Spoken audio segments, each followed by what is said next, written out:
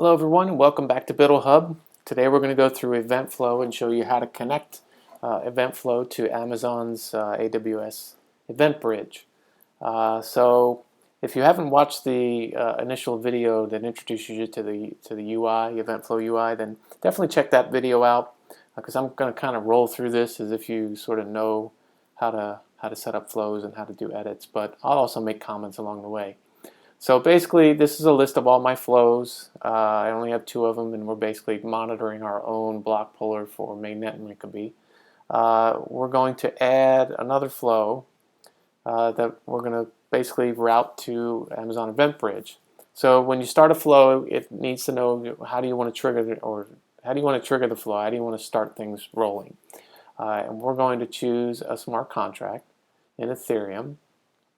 And right now we only have a few trigger options, but that's going to change over time. We're going to add a lot more variety and also sort of abstract it so that you can choose like applications versus needing to know a lot about addresses and ABI and everything else. So I'm going to choose Ethereum mainnet, and I'm going to use this address. This is the IDEX contract. IDEX is a decentralized exchange. I like to use IDEX because the volume of transactions is pretty high, so it makes demos pretty easy.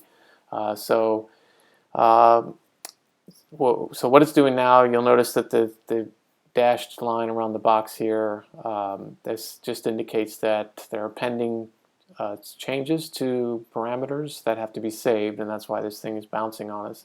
It's basically saying, hey, you got to save this.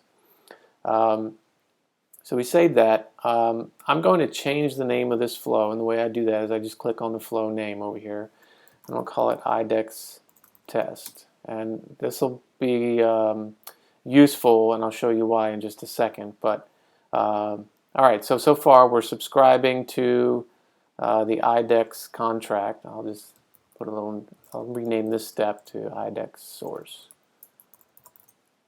Okay, I'll save that.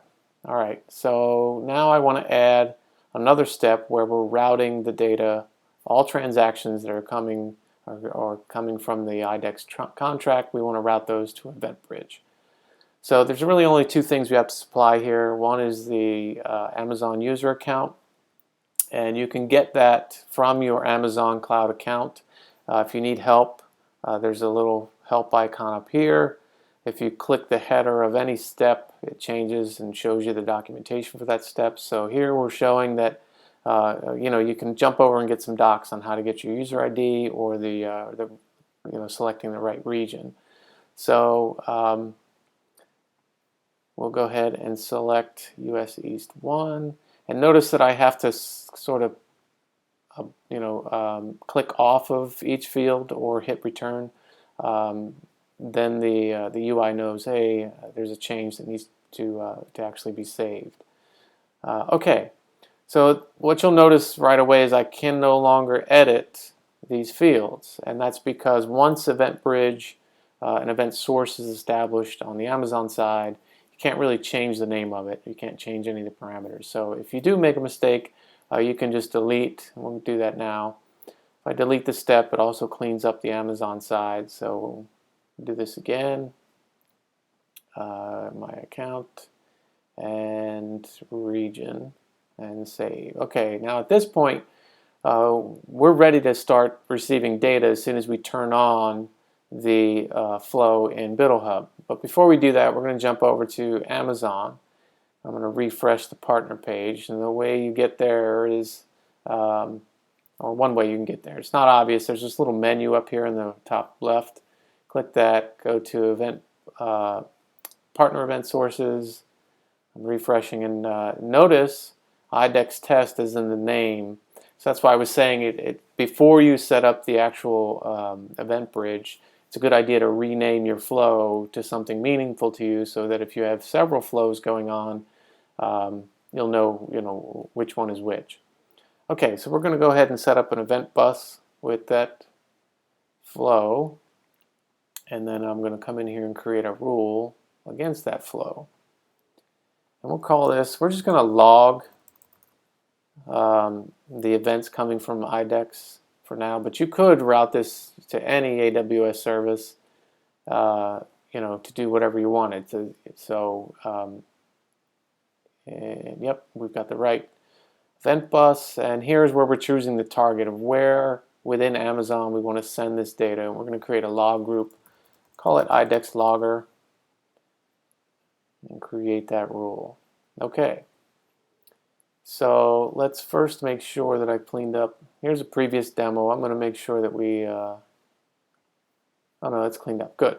So we've got no logs, no data for that from that stream yet. So now we're going to jump back over to BUIDLHub, and we're going to turn this flow on.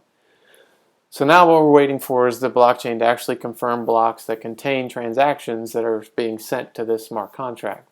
So while we wait, a key question is, why would I use this? Why is this, important? What's so great about it? Well, in this particular case, suppose we wanted to build or track all trades being made on IDEX over time and build up sort of a dashboard to show, maybe popular tokens traded or price trends, whatever's going on IDEX.